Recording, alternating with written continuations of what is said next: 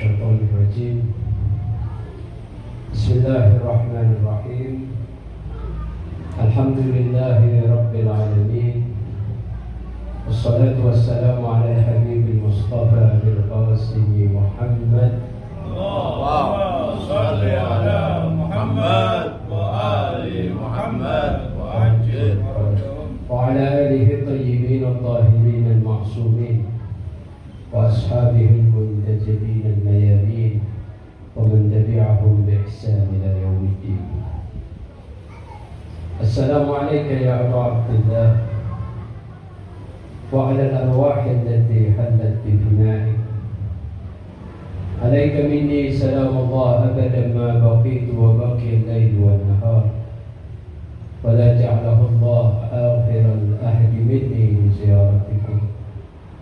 السلام على الحسين وعلى علي بن الحسين وعلى أولاد الحسين وعلى أصحاب الحسين. إخواني وأخواتي، السلام عليكم جميعا ورحمة الله وبركاته. وعليكم السلام ورحمة الله وبركاته. Alhamdulillahirrabbilalamin.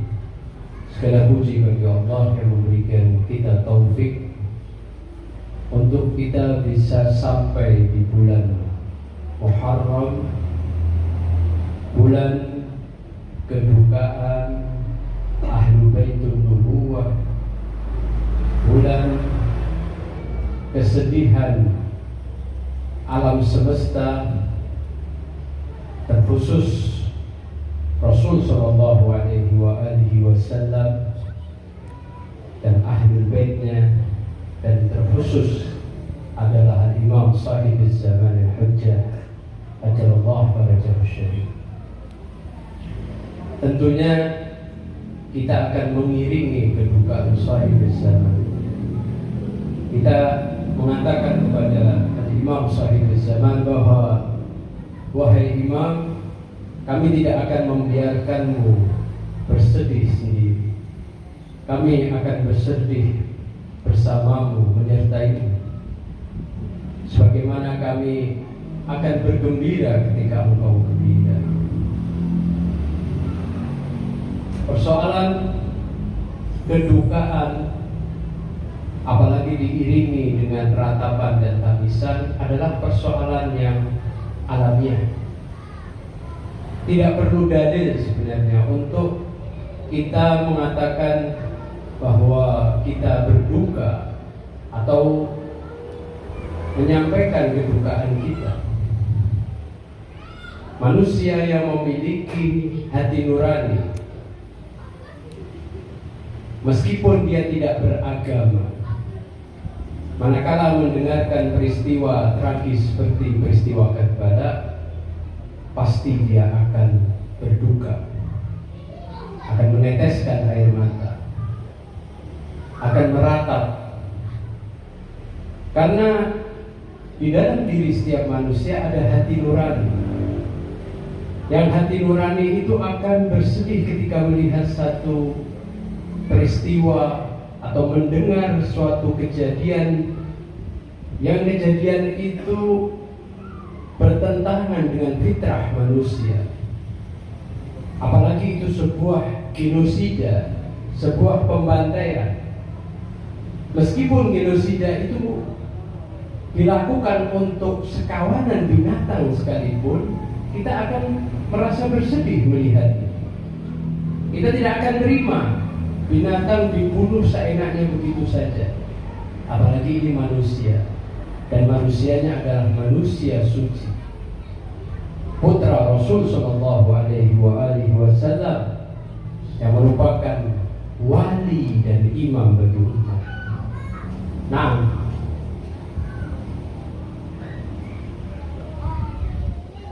apalagi kita ini pecinta dan pengikut Ahlul Bait.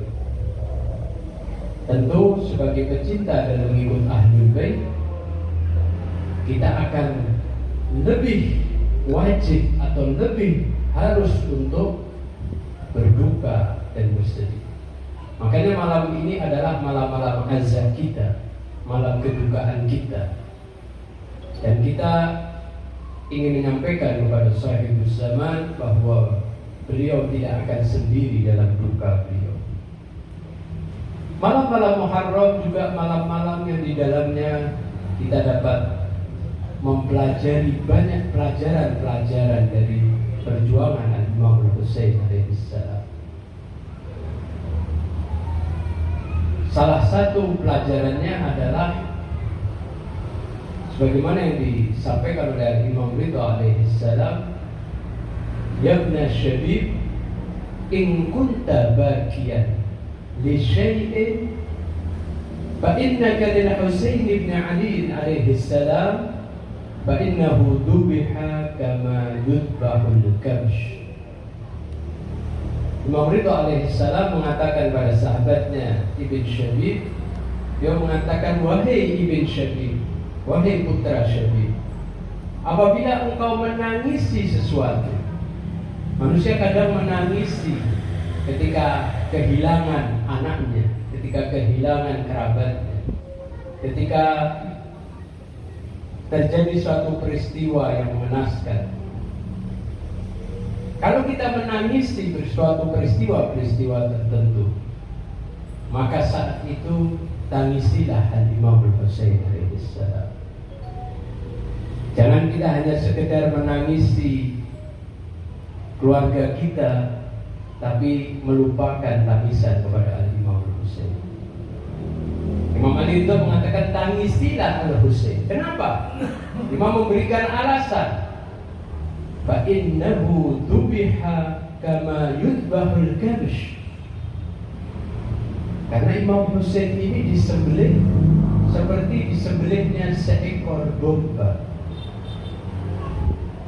Tidak ada yang lebih dari peristiwa pada melihat Imam Husain ad-Dabih. Nah,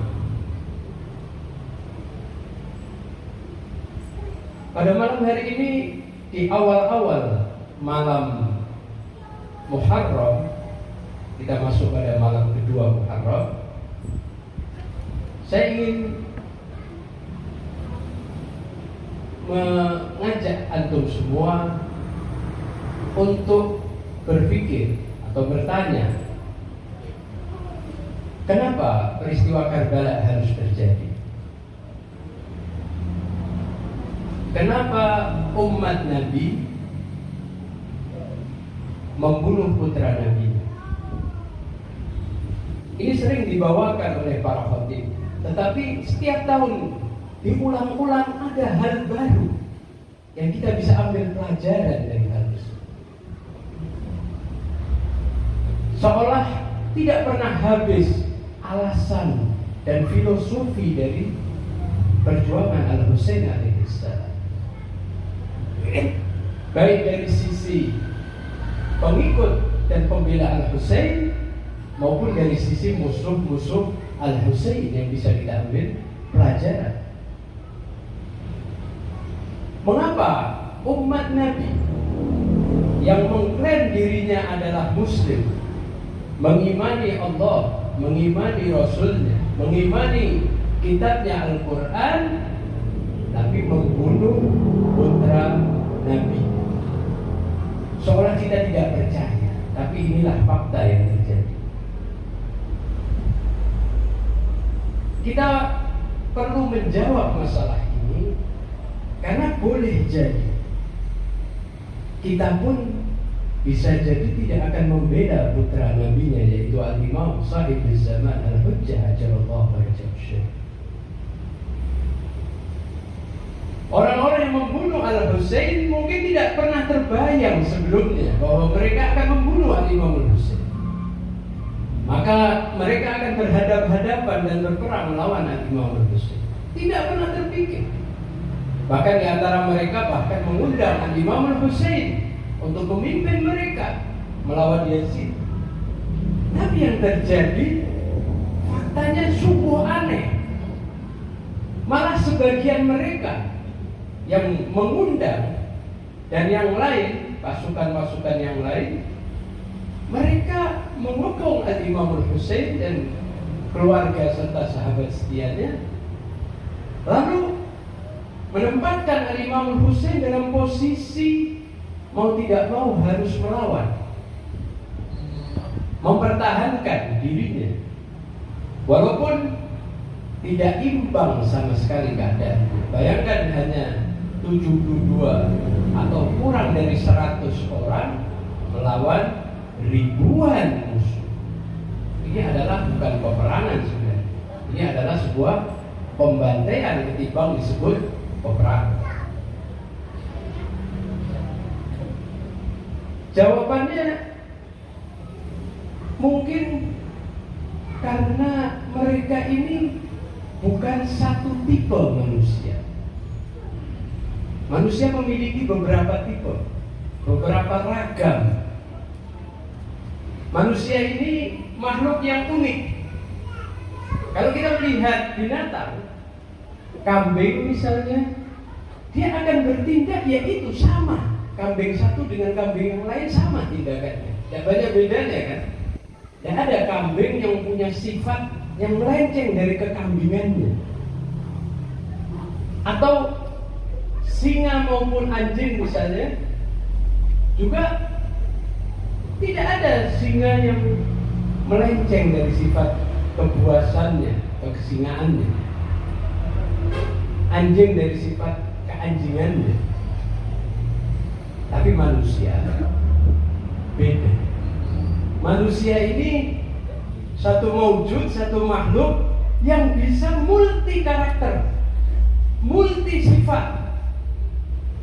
Antara satu sama lain bisa berbeda-beda karakternya. Ini merupakan sebuah hal yang ajib, ya, hal yang cukup mengherankan. Kenapa manusia bisa memiliki banyak karakter yang berbeda, tetapi sedangkan makhluk yang lain tidak memiliki karakter seperti manusia? Ada perbedaan karakter yang banyak. Malam ini kita sedikit akan membahas itu, karena ini nanti berkaitan dengan jawaban kenapa umat Nabi membunuh putra Nabi. Kenapa bisa? Kenapa mungkin itu terjadi? Manusia diciptakan oleh Allah Subhanahu wa Ta'ala memiliki beberapa potensi dalam diri, beberapa kecenderungan di dalam diri. Ada beberapa dimensi pada diri manusia. Dimensi yang pertama adalah dimensi bendawi. Jadi manusia ini punya dimensi bendawi. Salah satu bagian dari tubuh manusia adalah bersifat material, benda. Dan manusia punya kecenderungan bendawi. Yang dengan kecenderungan itu ia menyukai hal-hal yang berupa benda. Seperti dia menyukai hiasan, menyukai rumah tempat tinggal, menyukai lahan, menyukai harta, menyukai mobil, menyukai properti yang ada. Dan itu kita juga semacam itu, kita pun juga suka. Kenapa kita suka? Karena memang ada kecenderungan dalam diri kita terhadap hal tersebut. Ada dimensi bendawi yang mendorong kita untuk menyukai benda, khususnya benda-benda yang punya nilai keindahan. Ya, jadi jangan salahkan kalau ada manusia menyukai benda-benda tersebut. Manusia hidup dengan itu, tidak salah. Yang kedua, dimensi nabati, dimensi tumbuhan. Artinya manusia ini punya kecenderungan atau punya daya untuk tumbuh berkembang. Yang kecenderungan tersebut menyebabkan manusia dia ingin mengembangkan dirinya, cenderung kepada perkembangan fisiknya. Dia makan, minum untuk supaya fisiknya sehat, bugar, berolahraga, ya, karena dengan olahraga tertentu membentuk tubuhnya supaya dia mendapatkan kebugaran. Di situ dia melihat adanya tarikan untuk dia menyukai dan melakukan tindakan untuk membina atau mengolah raganya. Ini adalah hal yang tidak salah. Kita lihat para atlet misalnya, ya, kadang sehari bisa berjam-jam berlatih, berolahraga sampai kepada menjadi juara, menjadi seorang pahlawan dalam olahraga. Dan ini tidak salah, karena memang ada kecenderungan tersebut, ya kan? Para wanita misalnya menjaga tubuhnya supaya tetap tampil cantik, misalnya. Dia melakukan berbagai upaya untuk menjaga kecantikan diri. Bahkan ada beberapa orang yang tidak ingin cepat tua, mencari cara supaya tidak tua. Umur 60-70 mesti seperti umur 30-40 tahun misalnya. Ini terjadi karena ada dimensi nabati. Makanya dia mengkonsumsi makanan tertentu atau obat-obatan tertentu atau berolahraga dan macam-macam dalam rangka untuk memenuhi dan memuaskan hasrat nabatinya, hasrat tubuhnya. Itu yang kedua. Ada lagi dimensi lain, dimensi hewani manusia. Manusia punya kecenderungan hewani. Dia bertindak seperti hewan. Apa? Di antara tindakan hewan itu, dia suka dengan lawan jenis, ya. Adanya kecenderungan pada lawan jenis. Dari kecenderungan itu, dia melakukan sebuah tindakan misalnya pernikahan atau di luar pernikahan. Dia membentuk sebuah keluarga. Hewan pun juga membentuk keluarga, kan? Ada keluarga hewan. Ada tindakan-tindakan misalnya mendidik anak, memberi makan, ya. Ada yang mencari sesuatu untuk nafkah keluarganya. Hewan itu juga mencari dengan nalurinya tentunya, mencari untuk anaknya. Hewan juga membentuk masyarakat sosial. Ada koloni-koloni dalam hewan itu. Mereka berkumpul, ya, seolah membentuk masyarakat. Kita lihat seperti lebah misalnya, semut itu melakukan tindakan-tindakan sosial bersama. Ada kerjasama dan manusia pun melakukan sisi. Dengan begitu manusia membentuk masyarakatnya, ya, membentuk keluarga, berhubungan. Bahkan di situ mereka mencari kedudukan, makom. Ya, kita lihat adanya kedudukan di masyarakat dari RT sampai presiden misalnya, atau kedudukan sosial yang lain. Itu adalah bukti bahwa manusia punya kecenderungan tersebut dan berusaha memuaskan kecenderungan hewaninya. Itu tidak salah. Ketika orang punya kecenderungan lalu memuaskan kecenderungan, itu tidak pernah salah. Allah memberikan kecenderungan dan Allah memberikan satu objek yang akan menjadi pemuas, yang menarik dia untuk memuaskan kecenderungan tersebut. Nah, yang keempat, dimensi akal. Artinya manusia memiliki akal yang dengan akalnya itu dia ingin mengetahui berbagai hakikat, mengungkap rahasia alam ini. Dia belajar dan belajar, mencari sesuatu pengetahuan yang pengetahuan itu bisa dimanfaatkan dalam hidupnya. Kita lihat para ilmuwan misalnya, dia belajar dari sejak awal sampai mencapai tingkat-tingkat tertentu, sampai magister, doktor, profesor dan sebagainya. hal-hal yang tidak diketahui, yang masih misteri dalam kehidupannya, khususnya kehidupan duniawinya. Ada kecenderungan dan ada upaya untuk memuaskan kecenderungan tersebut. Dengan begitu, dengan munculnya itu muncullah banyak pengetahuan, penemuan, teknologi, dan berbagai hal yang dimanfaatkan manusia di dalam kehidupan. 4 kecenderungan itu adalah kecenderungan yang benar, karena memang ada pada manusia dan Allah ciptakan. Dan manusia berusaha memuaskan kecenderungan tersebut, mencintainya lalu berusaha meraih apa yang dia cintai.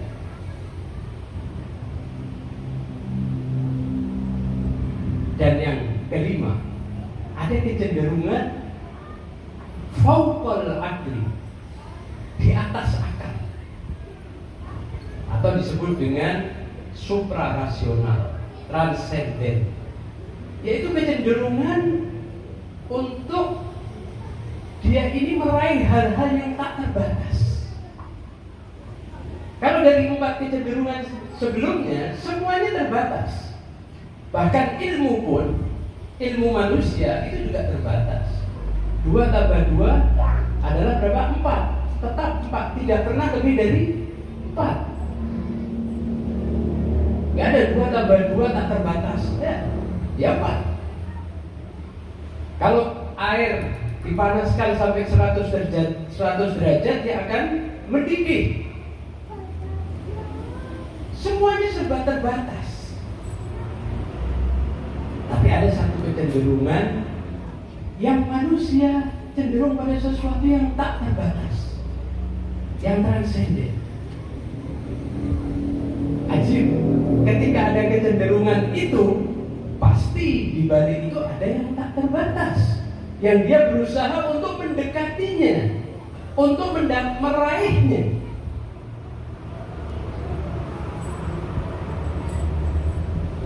Kalau semua kecenderungan sebelumnya adalah terbatas, kecenderungan ini adalah tak terbatas. Pertanyaannya, apa kecenderungan yang tak terbatas? Apa kecenderungan yang manusia ingin meraih sesuatu yang tak terbatas? Kalau itu berupa kenikmatan yang tak terbatas.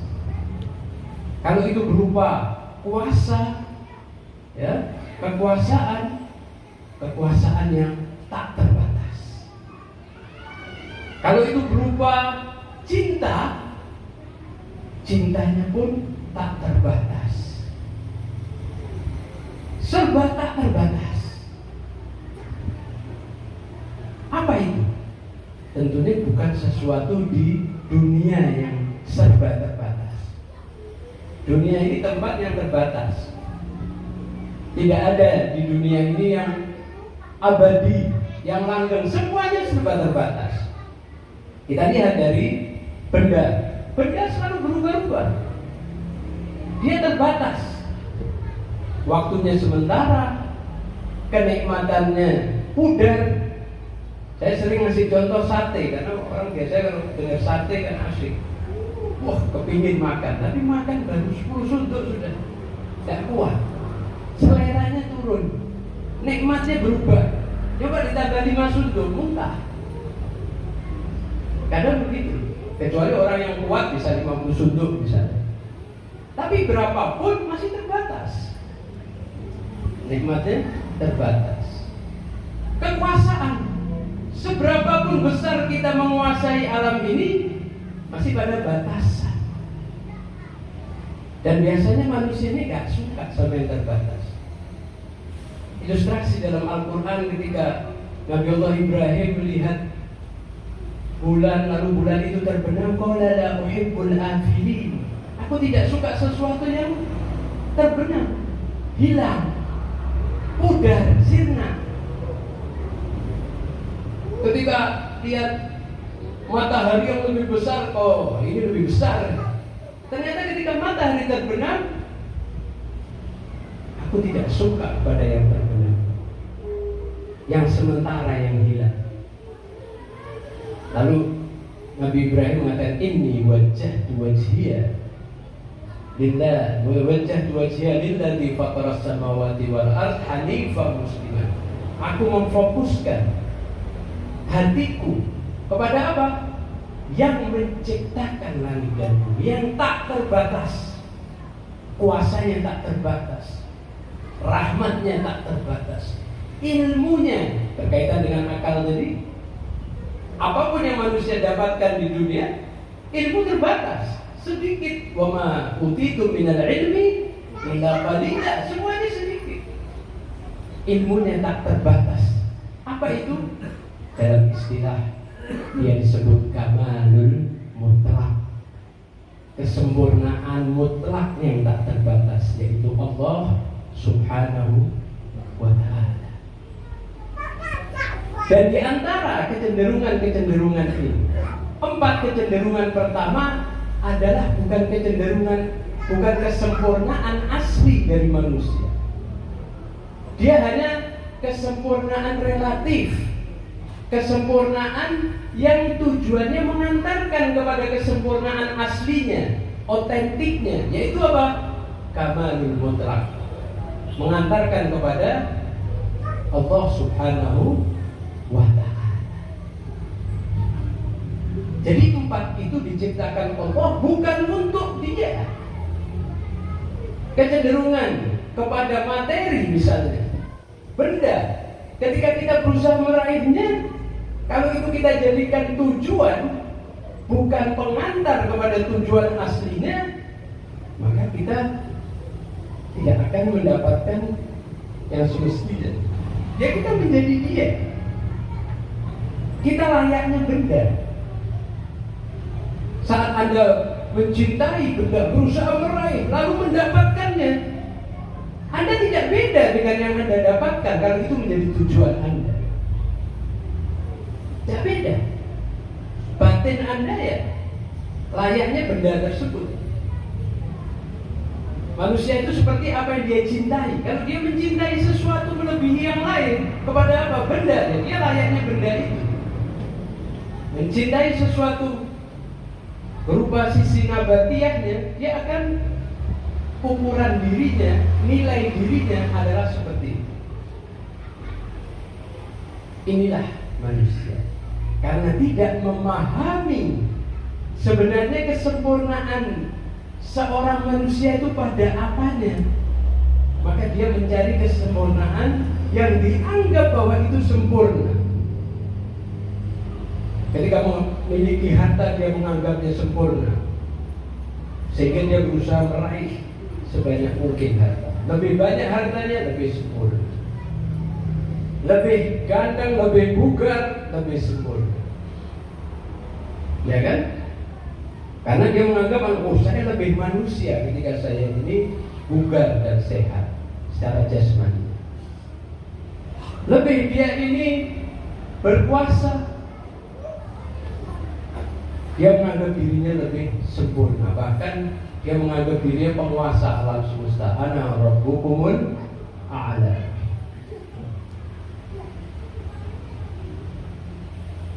Tapi ternyata sebenarnya manusia tidak diciptakan menjadi manusia untuk itu. Itu benda. Kesempurnaan bendawi. Itu tumbuhan. Dan Anda bukan tumbuhan. Walaupun pada diri Anda ada dimensi nabatinya, tapi Anda bukan tumbuhan. Itu hewan. Dan Anda bukan binatang. Dalam artian Anda tidak diciptakan sebagai binatang-binatang seperti itu, enggak. Anda punya akal yang membedakan manusia dari binatang, tapi bukan sekedar akal. Akal salah satu saja. Ketika akal hanya digunakan untuk mencari pengetahuan dan menjadikan pengetahuan sebagai tujuan, dan itu pengetahuan yang bersifat duniawi, materi, itu bukan itu. Kalau hanya sekedar tahu, tidak bisa.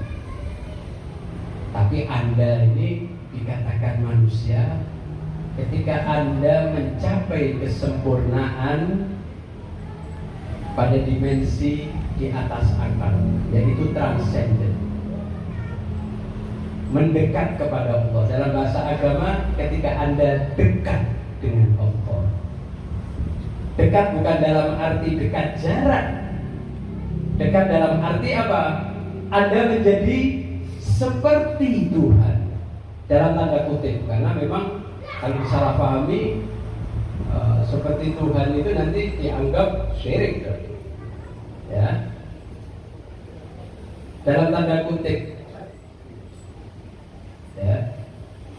Dalam sebuah hadis disebutkan, abdi ati'ni takun matani takun lisyai kun fayakun. Ada yang sebagian membacanya takun mithli. Hambaku, taatlah kepadaku, patuhlah kepadaku, maka engkau akan menjadi sepertiku, dalam tanda kutip. Engkau akan menjadi masalku, manifestasiku, penampakan asma Allah Subhanahu wa ta'ala. Apa? Takul li syai', engkau mengatakan pada sesuatu kun fayakun. Tuhan itu ketika berkehendak pasti terjadi. Kalau engkau taat kepada Allah, dekat kepada Allah, Allah akan memberikan izin atau restunya untuk punya kuasa untuk berkehendak apapun. Ini tetap bukan Tuhan. Kalau kita mengatakan dia Tuhan, dia tidak punya apa-apa di hadapan Tuhan. Semuanya diberi. Ya, Allah memberinya. Berarti Allah apa? Mengizinkannya, memberi restu untuk melakukan hal tersebut. Jadi tidak heran kalau ada manusia yang kalau ingin apapun terjadi. Tapi tentunya orang yang sudah berada dekat dengan Allah, seperti Rasul, para anbiya, para aulia, para imam, dia tidak akan berkehendak yang kehendaknya berlawanan dengan Tuhan. Bahkan kalau ada orang yang diberi kedudukan oleh Allah, lalu dia menggunakan berlawanan dengan Tuhannya, Allah akan mencabutnya. Allah akan mencabut. Dan itu ada di dalam ayat Al-Quranul Karim. Seorang yang diberi isim min asma'illah, ya, sehingga doanya selalu terkabul, akhirnya dia gunakan di jalan yang melawan Allah, Allah mencabut nikmat tersebut. Nah, dari sini kita kembali kepada pembahasan. Kenapa di zaman Al-Imam Al-Husain terjadi peristiwa Karbala yang penuh darah, penuh kezaliman, penuh kenistaan, yang dilakukan bukan oleh orang kafir yang mengingkari Tuhan secara zahir, tapi oleh orang yang mengaku dirinya muslim. Dia melakukan sholat, dia berpuasa, tapi membunuh putra Nabi. Ini terjadi karena beberapa keinginan dari dimensi-dimensi tadi saling berbenturan. Ketika ada satu keinginan saja, tidak ada keinginan yang lain, seseorang akan berusaha memenuhinya dengan memuaskan secara total, ya kan? Kalau ada satu keinginan. Tapi enggak, ternyata dalam diri manusia itu ada beberapa keinginan, ada beberapa kecenderungan. Yang kecenderungan itu satu sama lain minta dipuaskan. Kecenderungan bendawinya, kecenderungan hewaninya, kecenderungan nabatinya, kecenderungan akalnya, dan kecenderungan penghambaan, kecenderungan terhadap kedekatan dengan Tuhan. Dari beberapa kecenderungan ini, manusia berbeda-beda dalam cara memuaskannya. Ketika terjadi konflik kepentingan, benturan kecenderungan ini, orang akan cenderung kepada sesuatu yang dianggap oleh dia adalah nikmat, nyaman, aman. Dianggap oleh dia adalah merupakan suatu dominasi kekuasaan. Dianggap bagi dia adalah ini merupakan kehebatan. Saat itulah terjadi perbedaan di antara manusia. Orang yang lebih cenderung lebih berlebihan dalam memuaskan sisi bendawinya, dia akan cenderung memperkaya dirinya. Dari pagi sampai malam perbuatannya dia lakukan dalam rangka itu, baik dengan cara halal maupun dengan cara yang haram. Bagi dia sempurna dan suksesnya, kebahagiaannya adalah ketika saya berharta, saya kaya, dan tidak pernah berhenti ke atas. Sehingga apabila ada perintah atau ada kondisi yang disuruh untuk mengeluarkan hartanya, dia akan dengan berat hati mengeluarkan harta tersebut. Dengan berbagai alasan, dia akan mengatakan tidak.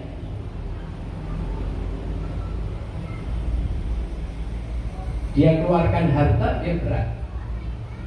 Kadang lebih baik saya korbankan nyawa saya untuk harta saya. Ada kan gitu? Tidak mau. Oke. Kalau dia lebih cenderung kepada sisi nabatinya, dia selalu membuat dirinya, performanya selalu baik, tidak mau sakit, tidak mau terluka, tidak mau tergores badannya. Lalu disuruh pergi, misalnya pergi ke satu tempat, yang tempat itu berisiko untuk dia luka-luka, apalagi berisiko untuk dia mati. Oh, dia akan berusaha cari alasan dan pembenaran untuk tidak ke tempat tersebut. Apakah dia ngomong saya tidak punya kemampuan?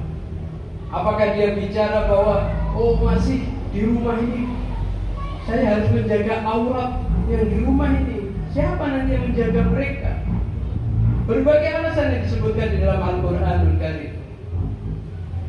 Ada yang punya alasan misalnya bahwa dia masih dibutuhkan sama masyarakat misalnya dan sebagainya.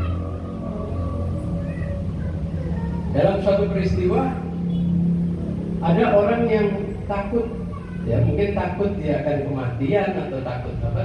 Pada saat Imam Husain mengajak dia untuk membela Al-Husain, dia berikan hartanya. Ini hartanya dia berikan, kuda-kudanya, ininya. Imam mengatakan saya tidak membutuhkan itu, saya membutuhkan kau untuk membela. Imam menolak, dan akhirnya dia tidak membela Imam. Ini terjadi. Ada yang dia berlebihan di dalam sisi hewaninya. Dia lebih senang dengan statusnya, makamnya, kedudukannya. Bahkan dia keluarkan uang untuk mencapai itu semua, untuk terpilih menjadi presiden, gubernur, bahkan camat sekalipun, lurah. Dalam rangka itu dia korbankan uangnya, karena dia menganggap itu adalah kedudukan yang tinggi, kesempurnaan, kesuksesan. Dia berlebih dari sisi. Kadang dikorbankan sisi lain, sisi harta dikorbankan, ya. Kadang dia sibuk mencari popularitas sampai tidak memperhatikan tubuhnya, kurus, sakit-sakitan misalnya. Ini kan terjadi. Ajib, manusia ini memang suatu yang unik. Atau ilmu. Ada yang dengan ilmunya ini dia fokus urusan ilmu saja. Dia cenderung untuk memuaskan sisi keingintahuannya aja, sehingga melupakan sisi-sisi lain, sisi sosial, keluarga, ya, bahkan tubuhnya, bahkan hartanya dia perhatikan. Apalagi kadang orang cari ilmu dari asyiknya sampai lupa sholat, ya kan? Dia lupa bahwa dia ini punya kewajiban di hadapan Tuhan. Disitulah kenapa beragam di antara mereka yang menyikapi seruan Al-Husain alaihissalam. Ada di antara mereka yang mungkin karena kecenderungan pada hartanya berlebihan, ketika diajak berperang pada Imam Husain, dia melihat, wah, apa untungnya saya bersama Al-Husain. Dia merasa di depannya gelap, kematian. Yang dilawan adalah sosok yang besar, yang pengikutnya banyak, yang dengan hartanya, dengan ancamannya, dengan propagandanya mampu untuk mempengaruhi manusia-manusia sehingga melawan Al-Husain alaihissalam. Orang seperti ini dengan iming-iming harta, dia akan menerima iming-iming tadi. Di antara pasukan Yazid itu, kenapa dia menjadi pasukan Yazid? Karena iming-iming imbalan dari Ibnu Ziyad, dari Yazid. Imbalannya tidak seberapa dibandingkan dengan membunuh Al-Husain dan keluarga serta sahabat. Imbalannya tidak seberapa, tapi dia lakukan. Kenapa itu terjadi? Karena dia berlebihan dalam kecenderungan ini, sehingga kecenderungan yang lain itu dikesampingkan, dikorbankan.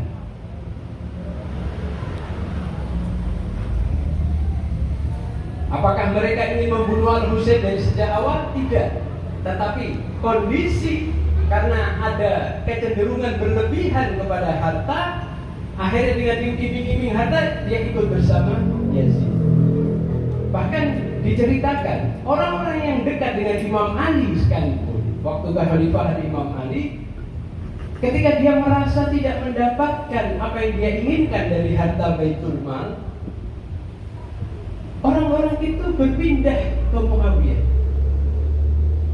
Ini bukan orang biasa, ini juga sahabat-sahabat besar ya. Berpindah, bahkan berhadapan-hadapan dengan Al-Imam Ali dalam peperangan. Padahal sebelumnya dia bersama Ali. Ketika ada ujian seperti itu, dengan mudah dia berpindah kepada pihak Muawiyah. Muawiyah memang cerdik, licik. Dia tahu kelemahan-kelemahan orang-orang ini, lalu dia beri sesuai dengan kelemahannya. Ketika dia kelemahannya di harta, dia beri harta. Ketika kelemahannya pada mentalnya, dia ancam. Ketika kelemahannya kepada cara berpikirnya, dia buat propaganda yang merubah Ahlul Bait dari kesucian menjadi orang yang dianggap paling buruk, dianggap perusak agama karena kelemahan iman dan pengetahuan.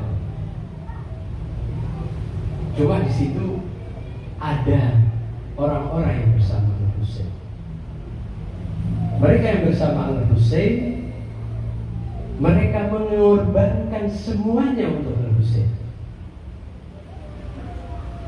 Mengorbankan untuk Imam Husain bukan karena Husain sebagai seorang, tapi karena Husain adalah imam,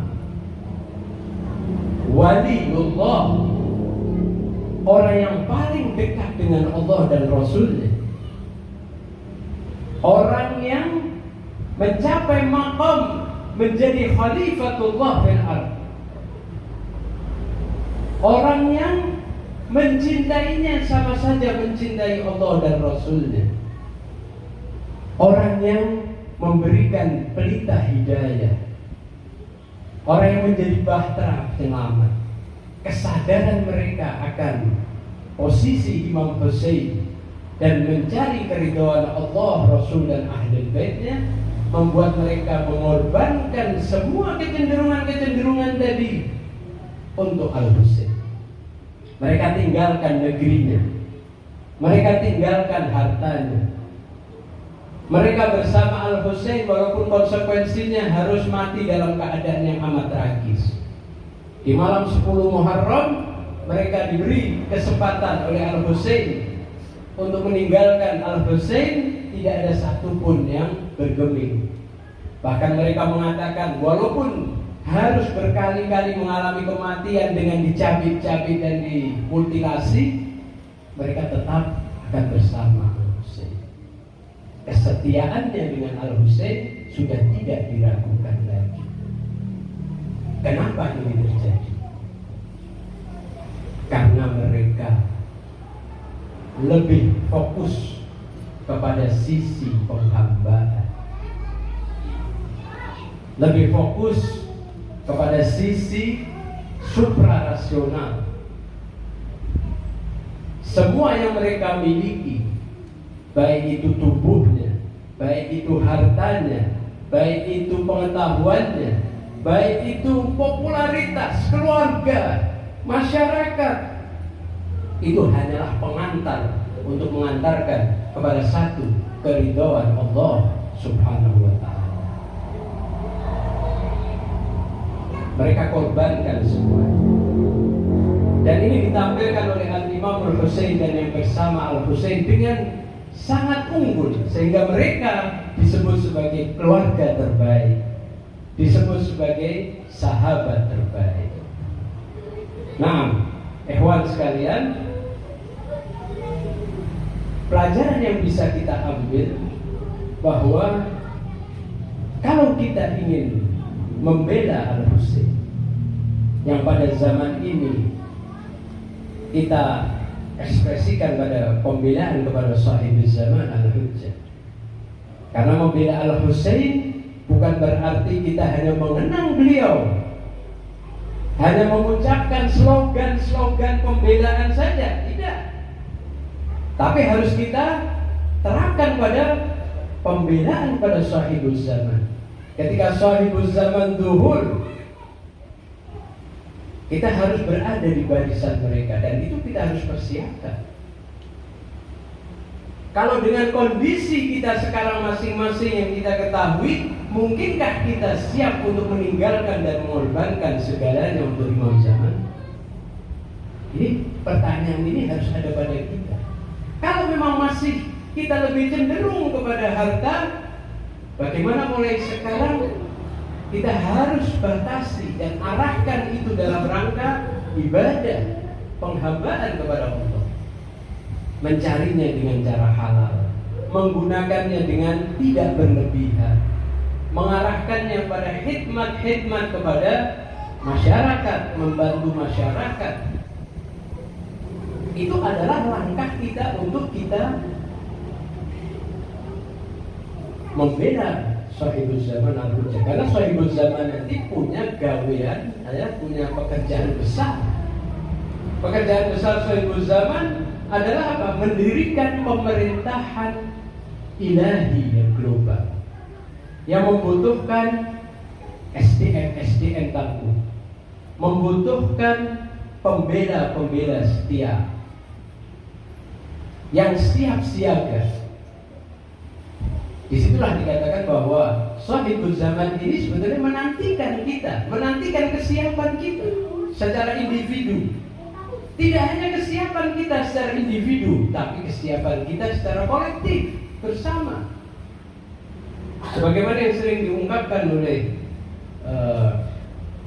ketua umum kita, bahwa gerak sahibul zaman ini gerak kolektif, gerak masyarakat untuk mendirikan sebuah pemerintahan Ahlul Bait, pemerintahan ilahi. Karena itu adalah gerak kolektif, maka kita tidak bisa gerak sendiri-sendiri. Boleh jadi di antara kita sudah melakukan itu, tapi secara individual.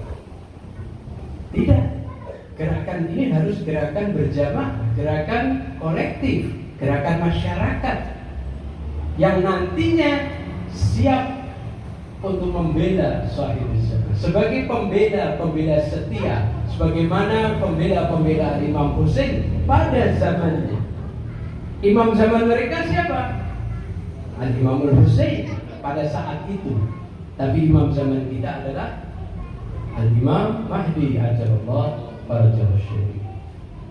Nah, sebelum saya akhiri, saya ingin membawa sebuah riwayat yang bisa kita jadikan sebagai renungan kita pada malam hari ini, supaya kita ini tidak terlena oleh keinginan-keinginan dan kecenderungan yang semuanya adalah bersifat duniawi semata. Disebutkan, diriwayatkan dari Imam Ali Al-Hadi alaihissalam, beliau bersabda, "Ad-dunya suqun rabiha qaumun wa khasira akharun." Dunia ini adalah pasar. Dia menggambarkan dan mengibaratkan dunia sebagai pasar. Di dalam pasar itu ada yang mendapat keuntungan, ada yang mendapat kerugian. Orang yang di pasar itu kadang untung, kadang rugi.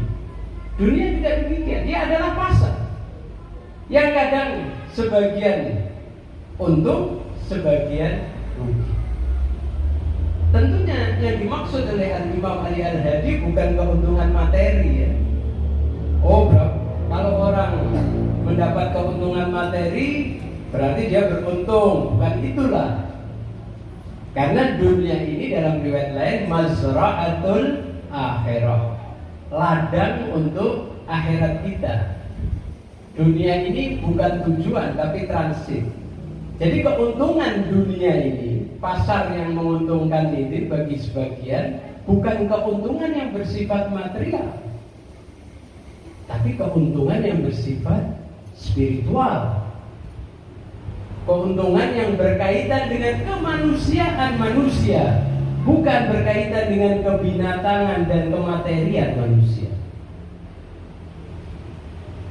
Keuntungan yang menyebabkan manusia dan mengantarkan mereka kepada kemanusiaan yang hakiki, yaitu apa? Kedekatan kepada Allah Subhanahu wa Ta'ala. Yaitu ketika dia menjadi hamba Allah yang seutuhnya. Itu adalah dunia. Rabiha qaumun wa khasira akharun. Sebagian satu kaum, sebagian mereka itu mendapat keuntungan dan sebagian yang lain rugi. Ini persis seperti yang di dalam surat Al-Asr kita baca setiap saat. Bismillahirrahmanirrahim. Wal asr innal insana lafi khusrin. Bahwa manusia itu sesungguhnya dalam keadaan merugi. Dan Allah bersumpah demi masa yang merupakan modal manusia, karena modal itu berkurang terus kan. Semakin dekat pada kematian, semakin habis modal usia kita.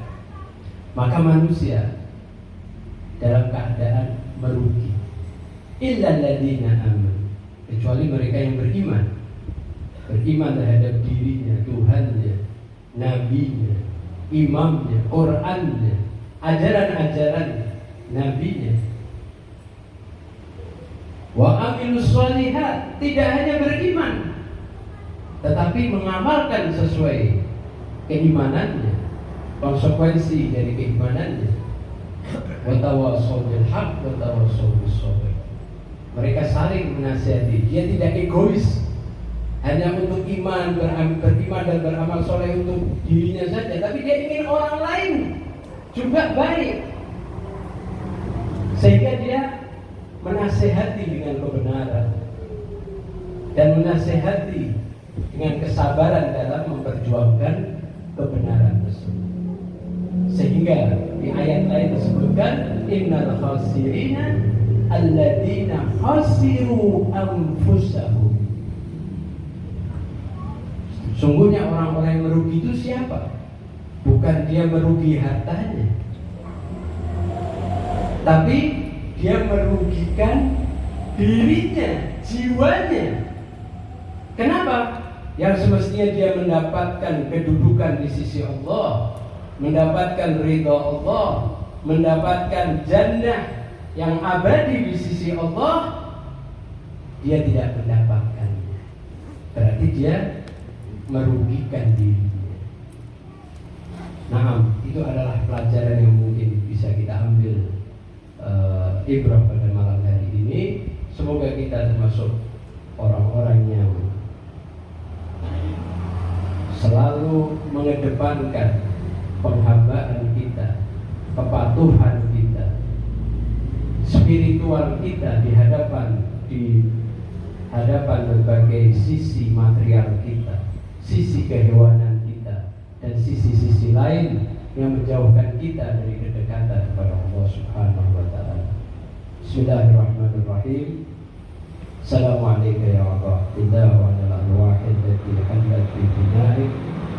Alaika minni salamullah abada ma baqitu wa baqiya al-layli wan nahar wa la ja'alahu Allah akhiral ahdi minni bi ziyaratikum.